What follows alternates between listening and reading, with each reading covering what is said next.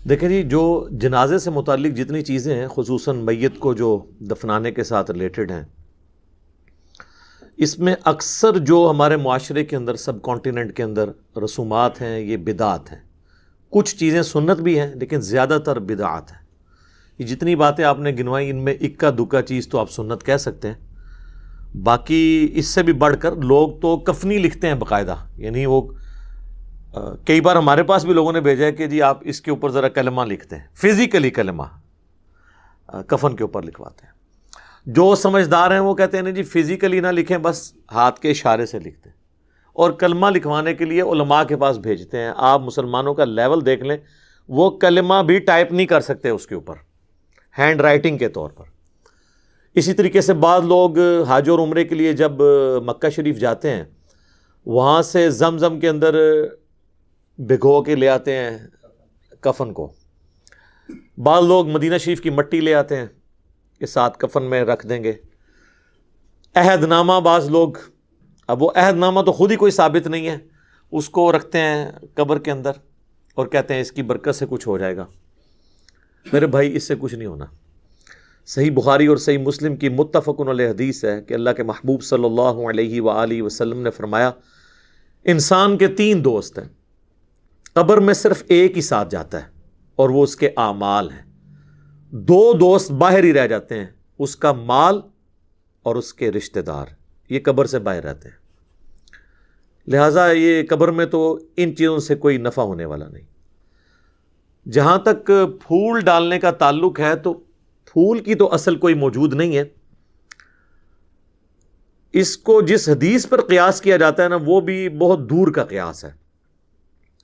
وہ حدیث صحیح بخاری اور صحیح مسلم دونوں کے اندر موجود ہے کہ اللہ کے محبوب صلی اللہ علیہ وآلہ وسلم ایک جگہ سے گزر رہے تھے تو آپ رک گئے اور آپ نے فرمایا کہ ان 2 قبر والوں کو عذاب ہو رہا ہے۔ یعنی اللہ تعالیٰ نے اپنے نبی علیہ السلام کو وہ غیبی خبر دے دی، دکھا دیا، اور فرمایا کہ کسی بہت بڑی بظاہر وجہ سے نہیں، ایک شخص جو ہے وہ چغلی کھاتا تھا اور دوسرا پیشاب کے چھینٹوں سے نہیں بچتا تھا۔ پھر نبی صلی اللہ علیہ وآلہ وسلم نے اپنے مبارک ہاتھوں سے ایک درخت کی ٹہنی توڑی اور اس کے 2 ٹکڑے کر کے دونوں قبروں پر ایک ایک ٹکڑا لگا دیا، اور فرمایا کہ جب تک یہ ہری رہیں گی، یعنی یہ بریکٹ میں ہے جو اگلے الفاظ ہیں، یعنی وہ لوگ کہتے ہیں تسبیح کرتی رہیں گی، یہ بریکٹ میں ہوتے ہیں، اصل میں الفاظ ہیں کہ جب تک یہ سرسبز رہیں گی ان کے عذاب میں تخفیف ہوگی۔ اب اس حدیث کے تحت بعض لوگ یہ کہتے ہیں کہ چونکہ ہری جو ٹہنیاں ہیں وہ زندگی کی علامت ہے، اور وہ زندہ چیز جب اللہ کا ذکر کرے گی تو اس کی برکت سے قبر والے کو نفع پہنچے گا۔ اب یہ سب کچھ ایکسپلینیشن ہے، اس حدیث میں یہ الفاظ نہیں ہے، اور اس ایکسپلینیشن کے ساتھ آپ اختلاف بھی کر سکتے ہیں۔ اس کی وجہ یہ ہے کہ چیز کوئی ہری ہو یا سوکھ جائے، دونوں حالتوں میں اللہ کا ذکر کرتی ہے۔ سورہ بنی اسرائیل میں آیا نا کہ کوئی ایسی چیز نہیں ہے جو اللہ کی حمد کے ساتھ اس کی تسبیح نہ کرتی ہو، مگر یہ کہ تم اس کی تسبیحات کو سمجھ نہیں سکتے۔ سورۃ الرعد میں آیا کہ یہ جو بجلی گرجتی ہے، الرعد، یہ بھی اللہ کا ذکر کرتی ہے۔ صحیح بخاری کے اندر موجود ہے، حضرت عبداللہ ابن مسعود کہتے ہیں کہ بعض اوقات ہم اللہ کے محبوب صلی اللہ علیہ وآلہ وسلم کے ساتھ کھانا کھا رہے ہوتے تھے تو وہ جو لقمہ ہم اٹھاتے تھے، ہم اس کی تسبیح کی آواز بھی سنتے تھے، یعنی حضور علیہ السلام کی موجودگی کی برکت سے یہ معجزہ عام لوگوں پہ بھی ظاہر ہو جاتا تھا، وہ اسے آبزرو کر لیتے تھے۔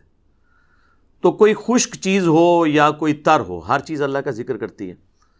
بعض محدثین کا یہ موقف ہے کہ یہ حضور کے ہاتھوں کی برکت ہے کہ آپ علیہ السلام نے اپنے مبارک ہاتھوں سے وہ ٹہنیاں لگائیں اور اس کی وجہ سے ان کے عذاب میں تخفیف ہو رہی ہے، تو یہ بات زیادہ وزنی لگتی ہے۔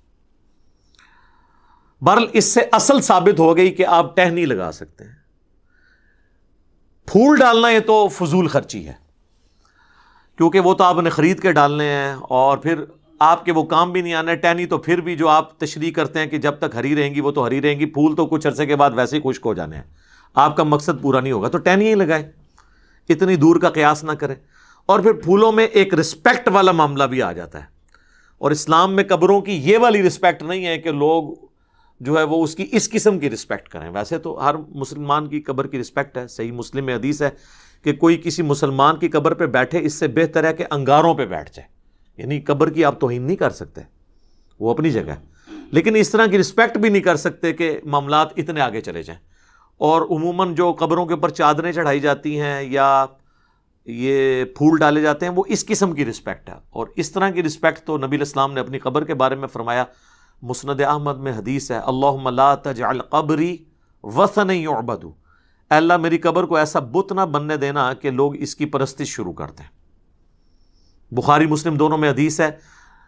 اما عائشہ کہتی ہیں کہ نبی علیہ السلام کی بیماری کے دن چل رہے تھے، آخری وقت آپ کا قریب تھا، اور آپ بار بار اپنے چہرے مبارک سے چادر ہٹاتے تھے تکلیف کی وجہ سے، اور کہتے تھے لعن اللہ الیہود والنصارى اتخذوا قبور انبیائہم مساجدا، اللہ کی لعنت ہو یہود و نصارہ پر، انہوں نے اپنے نبیوں کی قبروں کو سجدہ گاہ بنا لیا تھا. اور اما عائشہ کہتی ہیں حضور یہ اس لیے بات کر رہے تھے کہ آپ ہمیں ڈرا رہے تھے کہ آپ کی قبر کے ساتھ یہ کچھ نہ کیا جائے. اور آگے اما عائشہ کے الفاظ ہیں بخاری مسلم میں کہ اگر ہمیں یہ خطرہ نہ ہوتا کہ لوگ رسول اللہ کی قبر پہ سجدے شروع کر دیں گے تو ہم بھی زائرین کی زیارت کے لیے اس قبر مبارک کو اوپن چھوڑ دیتے، لیکن ہم ڈر رہے تھے. تو اس طرح کی رسپیکٹ نہ ہو کہ جس میں معاملات بہت آگے چلے جائیں.